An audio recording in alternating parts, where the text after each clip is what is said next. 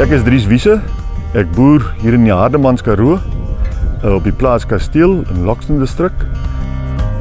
Hierdie is die oeye wat aangebied gaan word op die 2019 produksieveiling, die 26 September. Alle diere is veld aangepas, veld groot gemaak. Hierdie oeye het ingekom die 20ste Junie 2019 na die voerkraal. Die ramme het ingekom die 1ste Junie. Alle oeye is gedek deur hetsy stoetramme of top jong ramme. Alle oeye sal dragtig gescan word vir die veiling en die ramme sal getoets wees vir vrugbaarheid en getoets wees vir Brucella ovis. Aan alle voornemende kopers, wanneer daar 20 diere gekoop is in 'n spesifieke rigting gaan, word hulle gratis afgelewer.